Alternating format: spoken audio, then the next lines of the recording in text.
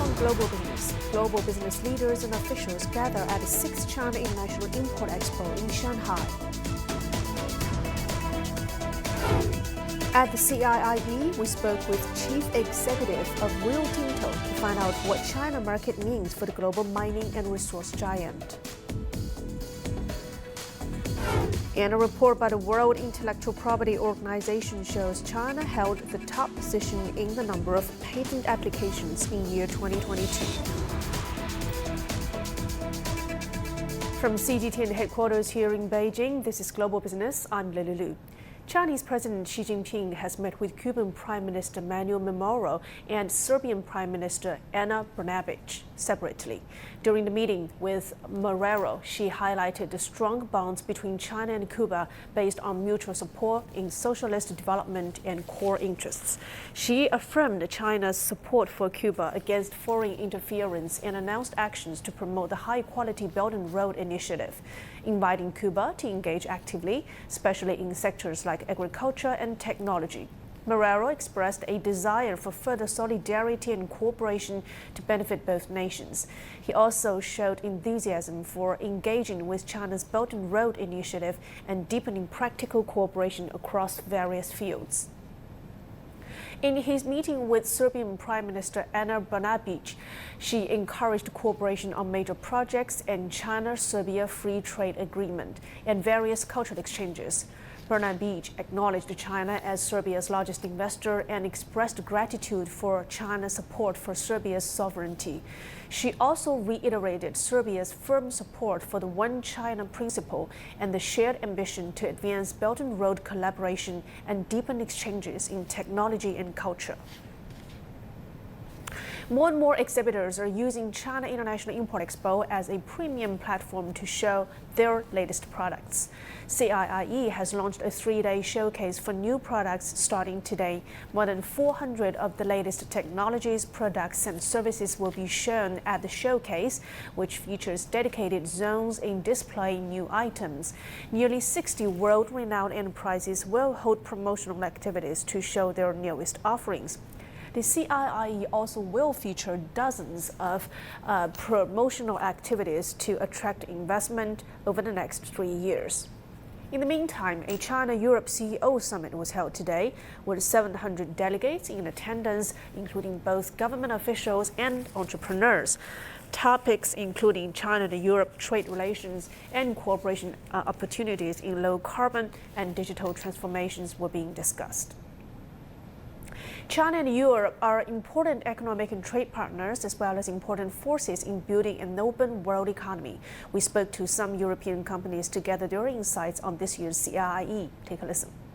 It's just the most professional, biggest event of this type anywhere in the world. So for us to showcase those products here and see which products are suitable for Chinese consumers, which products the Chinese consumers like, is a great opportunity for us. We just conducted our latest survey now this October, and it is Finnish companies in China see the market potential very, very positive. In this survey, it was very kind of nice surprise that companies feel that the efforts the Chinese authorities made to improve the business environment, it seems that China market is easier and easier for our companies. And the United States has opened a food and agriculture pavilion at the China International Import Expo in Shanghai for the first time.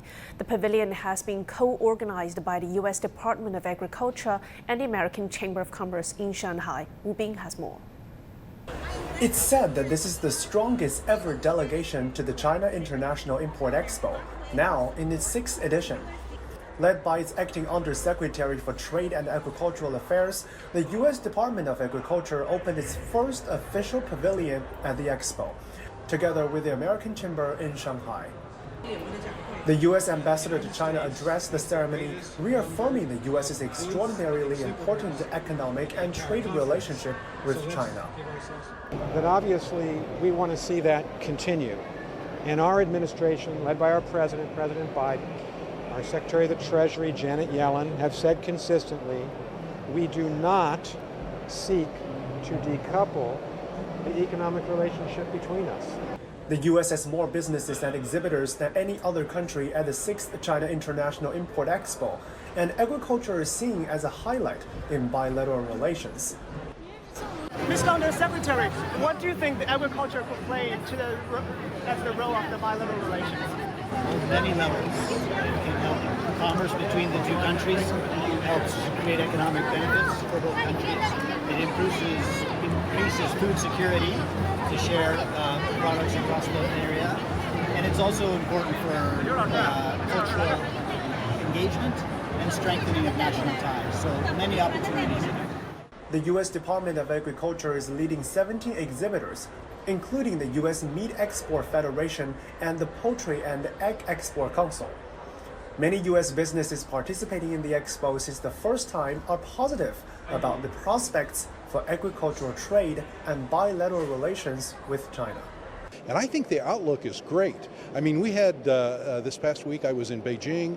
I had meetings with MARA, with the Ministry of Agriculture. I had the pleasure of meeting with MOFCOM, talking with their team. And you know, the reception that we got was very warm, very cordial, very collaborative. So I think it's very good to have these dialogues at a very senior level. And certainly with the upcoming APEC meeting in San Francisco, we are hopeful that the two heads of state will meet with each other. That's very, very important. Now we're doing a small part in contributing to the bilateral relationship. CGTN, Shanghai. Also at the CIIE, my colleague Michael Wang spoke with Jacob Storsham, Chief Executive at global mining and resource giant Rio Tinto. Rio Tinto derives over 50% of its revenue from the Greater China market. Here's what he had to say about the CIIE and the China market. Jacob, Rio Tinto has participated in the CIIE for 6 years now. What are you highlighting at this year's event? Look, we have been here from the very beginning. It's about getting inspiration. The purpose of Rio Tinto is about finding better ways to provide the materials the world needs. And finding better ways needs inspiration from elsewhere. We cannot just continue to do what we have done in the past. So right now the big thing for us is, of course, to help our customers and ourselves to decarbonize, to also meet China's goals, dual carbon goals. And we do a lot of research, and we get inspirations from our partners. We work with universities here, like Tsinghua University, with our steelmaking, our customers like Baowu Steel, etc. So, for example, here behind me, I have one pathway forward could be, instead of using metallurgical coal in the steelmaking, to use biomass. But the reality is, with research and development, is you cannot just pick a winner. You have to go down a number of different routes, and some will work, some will not work. But I'm absolutely convinced we will find a solution, because you know what? The day we have decarbonized steel, steel is really the materials for the future. To take people out of poverty, for urbanization, for infrastructure, it is an amazing product. Jacob, so Rio Tinto first started shipping iron ore to China 50 years ago. Talk to us a little bit more about how this partnership with China has evolved in the past 50 years. No, look, it's even longer. We started sending boron from California into Shanghai more than 100 years ago. But you're absolutely right. This year, we were the first Australian producer to send iron ore from Australia into China. And we were also the first to make joint ventures with Chinese steel mills in the mines in Australia 35 years ago. And 15 years ago, Chinalco became our biggest shareholder. So we have kind of tightened our partnership with China as we've gone along. And then we have been lucky that there has been such a massive industrial development in China. So it's a much, much bigger economy. And therefore, the company of Rio Tinto today would not be the company we are if it hadn't been for the economic development of China. And last year, Rio Tinto decided to set up a China Technology and Innovation Center to solve some of Rio Tinto's business and operational challenges. Give us some more details in terms of what this innovation center seeks to accomplish. Is it more for China, or does it provide global solutions as well? I think it's a bridgehead. We see that there's so much technology development happening in China, And we have so much research and development happening also elsewhere. And that center is about bringing together everything we know, connecting with people in China so that we together can find solutions for tomorrow, finding better ways. And of course, China's economic boom has really led to a commodities boom globally as well. When you take a look at some of the mega trends in China right now, this country still needs more urbanization. It needs more infrastructure development. There's a huge drive to go green and carbon neutral. It's turning into a consumption-led economy. What do all of these mega trends mean for Rio Tinto's business here in China? It means more demand for our products short term, not very long term. You could say you would get more recyclability in society, but what China is doing right now, you're investing a lot in renewable energy, and basically decarbonizing a society means electrifying it and having much more renewable energy. But you know what?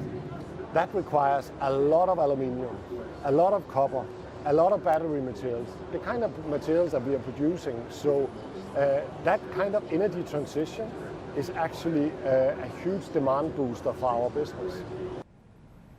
And now on how this year's CIIE was received elsewhere around the world, our Mira Liu and Raman Young joins us live from Singapore and Nairobi. Welcome to the show. Let's go to Mira first. How is this year's CIIE being perceived by Singapore's business community and economists? And could you elaborate more on the opportunities that have arisen for Singaporean businesses as a result of trade and investment engagement with China? Hi, Lily. Now, the CIIE is an important event on the calendar of Singapore's business community. Singapore Business Federation, or SBF, which has organized the city-state's annual attendance since the inaugural CIIE in 2018, started promoting the trade show back in April to encourage Singaporean companies to attend. This year, the SBF is leading a business delegation of over 500 representatives from 56 Singaporean companies in search of business opportunities in Shanghai. About 40% of them are participating for the first time. It is no surprise to see such a strong showing in a time when full-year GDP growth for the city-state is expected to come in at a lower half of the 0.5% to 1.5% forecast range. Singaporean businesses are eager to expand overseas, and CIIE has proved to be a useful platform. According to data, in the past 3 years, a total of 34 MOUs were signed, and exhibitors reported sales of over $17 million at the trade show. Equally important, exhibiting in Shanghai presents an opportunity for Singapore businesses to reconnect with existing partners and deepen their networks in this crucial market. Now, to fully benefit from CIIE, Singapore Business Federation actually held the 6th Singapore-China Trade and Investment Forum on the sidelines in Shanghai today. Minister of State for Trade and Industry Liu Yanling said at the forum that China's growing internal demand and the shift in consumption patterns in the post-pandemic era are key trends that will create opportunities for trade relations between the two countries. Now, we know that in March, Singapore Prime Minister Lee Hsien Loong went to China, and together with Chinese President Xi Jinping, they agreed to upgrade the bilateral relationship, and the two countries also completed substantive negotiations on an upgraded free trade agreement. According to official data, bilateral trading volume between these two countries reached $55.6 billion in the first half of 2023. That's an 18.6% increase from the same period last year. The CEO of Singapore Business Federation, the head of the delegation, Singapore delegation, said today that the enhanced relationship will open doors to trade and investment, especially in high-growth sectors such as digital innovation and sustainability. He further said that forging partnerships through platforms such as CIIE can ensure the continued success of business relations between the two countries. Lily. Great stuff. Thank you very much, Mira Liu in Singapore. And now let's head over to Nairobi, where Raman Young is standing by. Rama, share with us some of the reactions of Kenya businesses towards the Import Expo. What are they expecting? Indeed. Well, the short version is deals, deals and more deals. We haven't had a formal response from the Kenyan government at the moment, at least not in this year's edition of the CIIE. But if you look at the numbers between the inaugural event back in 2018 to date, the numbers do tell a very interesting story all by themselves. Since the inaugural event in 2018, what we've essentially seen is that exports from Kenya into the Chinese market have practically doubled. Not as numbers as impressive as what we've just heard from Murillo, of course, in Singapore. But we moved from $110 million in 2018 to at least $200 million in 2021. Now, part of that, quite interestingly, is in industrial inputs, right? It's things like titanium ore, niobium, vanadium, which is mostly used in steel hardening. But we're also seeing a very drastic expansion in agricultural commodities exports into China. At that 2018 event, I remember that's when the groundwork was really laid for an agreement to have Kenyans export avocados into the Chinese market. As we speak at the moment, roughly a third of Kenya's output goes directly into China. So from the perspective of policymakers here, the area with the most immediate growth potential for exports lies in places where Kenya has a decisive edge. And right now, that's in agricultural commodities. And at a time when the Kenyan currency has essentially weakened by around 22% against American dollar, there's also an extra incentive that's piled into that particular trade relationship because exports from Kenya into China are a lot cheaper. Back to you. Great stuff. Thank you very much, Ramanian in Nairobi for us. As the world's largest national-level import-themed expo, the CIIE attracts global attention every year with thousands of products ranging from niche merchandise to high-end technology. What has the CIIE achieved in the past 5 years and what can we expect for the 2023 edition? Take a look. The CIIE is one of China's 4 major expos, alongside the Canton Fair, Safeties, and the Hainan Expo. As the world's first national-level import-themed professional trade fair, CIIE has showcased more than 2,000 categories of new products over the past 5 years. These items span food, agricultural goods, automobiles, intelligent industry, information technology, medical and healthcare products. A cumulative intended transaction value of nearly $350 billion are inked in the past 5 exhibitions. Last year, the CIIE attracted 145 countries, regions, and international organizations, and 284 of the world's top 500 companies to Shanghai, resulting in trade deals exceeding over $73 billion. This year, CIIE continues to broaden its international reach, welcoming over 3,400 exhibitors from 154 countries, regions, and international organizations.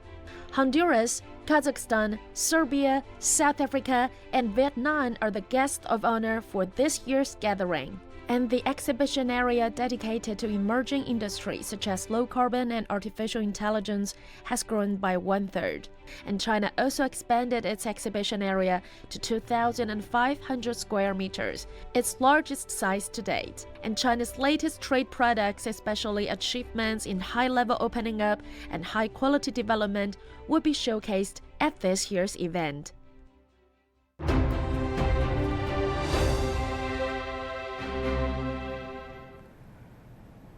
As part of the series of activities affiliated with the CIIE, the Invest in China Year Summit has been held in Shanghai.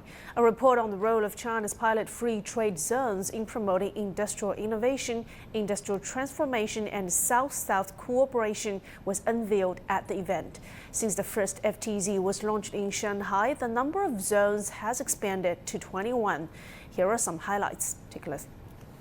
I think it's important to recognize that the free trade zones have been part of a wider strategy that China has of integrating with the global economy and opening up. It's the experience of the Belt and Road Initiative, of course, which is a central part of that strategy.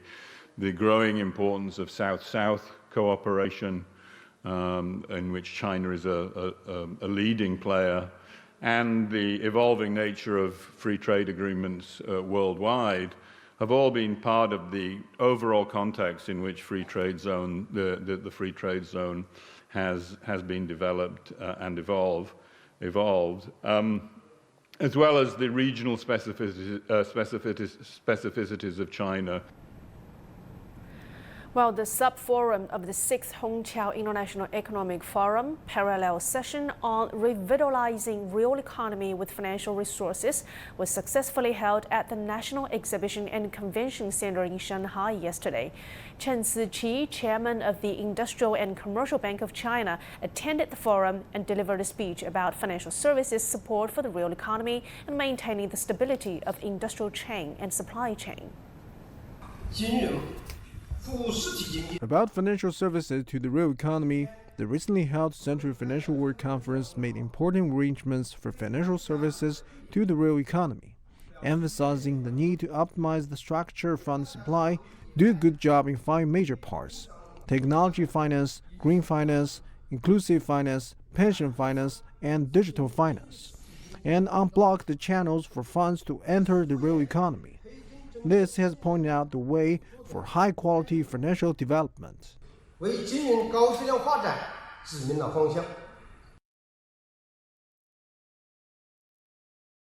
And now for more on this, let's bring in Xu Kai, an associate professor at the School of Economics of Zhejiang University. He's also a researcher from the China Academy of Digital Trade at Zhejiang University. Mr. Xu, great to have you on the show. Let's start with Premier Li's speech at the CIIE's opening. He said that China's imports of goods and services are expected to reach $17 trillion in cumulative terms in the next 5 years. What does this mean for foreign businesses? Well, the number the Premier mentioned really provides a much precise measure of how large the Chinese economy is.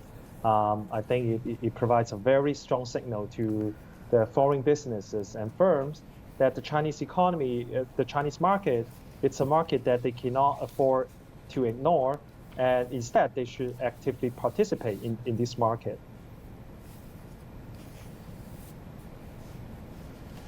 Well, Mr. Xu, are you still with us? Yeah. Please, yes. Please. Let's carry on with the second question, though, because we were talking about the importance of free trade zones. We know the Shanghai FTZ celebrates its 10th year this year. What really aspirations, what lessons can be learned from this development? I mean, for other FTZs or for other areas that are waiting to become free trade pilots. Yeah, so the successes the Shanghai FTZ has achieved in the past 10 years, I think, has demonstrated very clear that economic prosperity can be achieved by constantly reforming and also seeking ways to overcome the existing institutional obstacles. I think, I believe that the Shanghai FTZ also demonstrates, highlights the importance of combining free trade with improvement in logistics and also reforms in the area of international finance. So I believe that the Shanghai FTZ will continue to be a pioneer in the development of the Chinese free trade zones. And also, we know that China has made fresh pledges on increasing imports and also easing market access for foreign investors. I mean, that is among a raft of opening up measures. Do you think these measures are strong or effective enough to offset challenges from the external environment? Well, so the measures that China has pledged, especially recently, that shows to the world that China's commitment to being a more open economy and its commitment to fair exchange of goods and services with other countries. Now, I would certainly believe that it will help the Chinese economy going forward, especially during uncertain periods such as what we are experiencing right now. So I think it will be a big help. Whether it will be enough, we have to see. Well, thank you very much for your insights. That's Professor Xu Kai from Zhejiang University for us.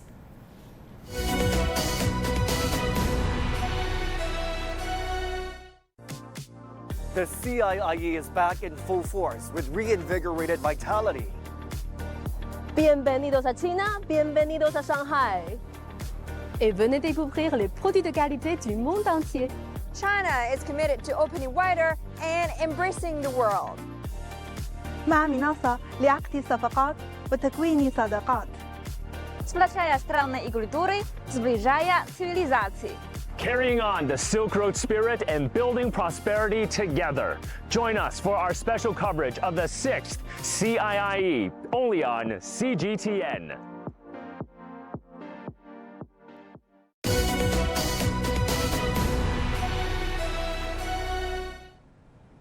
Let's now move to some other business headlines from around the globe. South Korea's stock surged 5.6% for the best session since March 2020. The surge was boosted by the country's reimposed ban on short selling and probing to the banks involved. Saudi Arabia's energy ministry says it will continue to reduce crude oil production by an average of about 9 million barrels per day in December. The country said it aims to reinforce OPEC plus countries' efforts to stabilize crude oil market. A report released by the World Intellectual Property Organization shows China continued to hold the top position in a number of patent applications, with 1.58 million in year 2022. The 2023 annual conference of the Financial Street Forum will be held in Beijing from November the 8th to 10th. Global heavyweights in the financial sector will attend, sharing their insights on the latest hot topics in the fields of economics and finance.